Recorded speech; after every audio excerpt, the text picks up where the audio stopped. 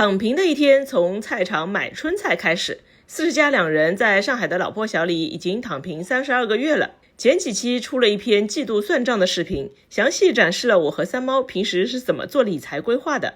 很多朋友对于这个话题很感兴趣啊，希望我们多说点。还有人各种花式夸三猫会理财会投资，但其实三猫的理财之路哪里有那么一帆风顺的呢？虽然我们不是理财博主，没有资格分享太多理财知识，但我们可以曲线救国，让三猫聊聊他的投资心路历程啊。大家好，我是三猫。看到有留言说我是投资大神，差点没有喷出来。大神我可不敢当，投资这事儿啊，真没那么轻松。它往往需要耐心等待，敢于下注，承受波动，并坚定持有，才能等到花开啊。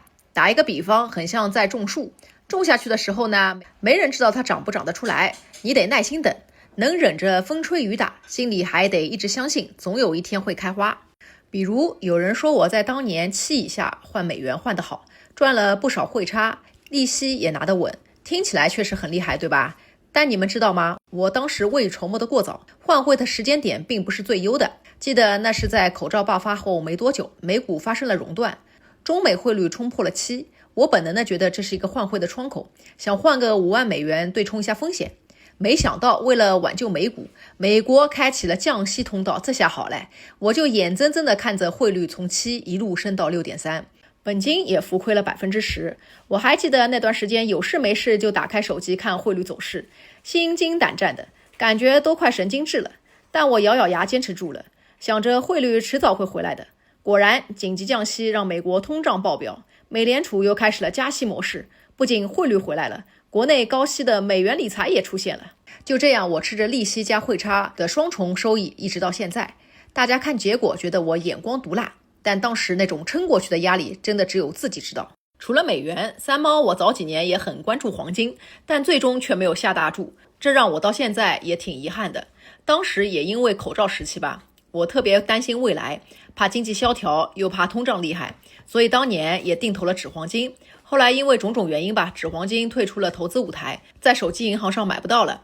这也打破了我原来的投资计划，就是纸黄金和可以兑换成实物金的积存金各投50%。那个时候我对于黄金的投资渠道知道的也比较少，对比了几个黄金基金和 ETF 后，我犹豫了半天还是没有下手，最终错过了这几年的黄金大牛市。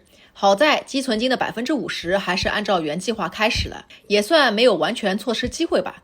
但是说没有遗憾，那肯定是谎话。想想看，本来可以赚双倍的钱，到头来只赚了4万。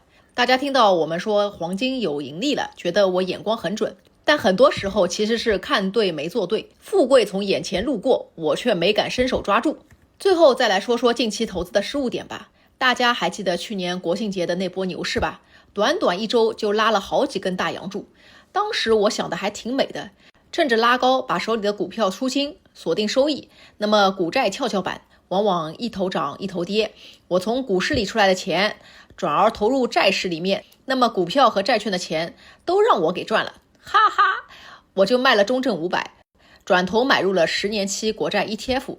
其实我的眼光也是很对的，国庆假期一过，大盘崩了，而国债却开始涨了，我本来应该开心的，对吧？但是贪婪却让我的心态崩了。我发现30年国债涨得要比10年期国债高得多得多，一连看了几天就心动了，换仓，把10年期的换成30年期的。结果因为进场晚，成本高，价格稍微一波动，我的账户立刻就亏了。一连磨了好几天，30年国债动也不动，我终于心态失衡，把它给抛了。你猜怎么着？我一砍它就狂飙。现在回头想想，心都在滴血。这一次不是看错，而是想要赚太多，反而把自己给绊住了。所以说到底，投资这件事说起来是钱的事，但其实是在练心。贪婪、恐惧、犹豫、懊悔，全都得面对。是人都会遇到选错，也很后悔，也会心态崩。但我始终记得那句话，只要大方向判断对了，即使是不完美的决定，也能等到最后的结果。所以如果你现在也在纠结，也在后悔，也在跌跌撞撞走在理财的这条路上，那没关系，我们都在学着做更好的自己，不是吗？最后再想问问各位，在投资上有踩过什么坑吗？欢迎留言区的互动哦。那我们继续去躺了，大家下回见。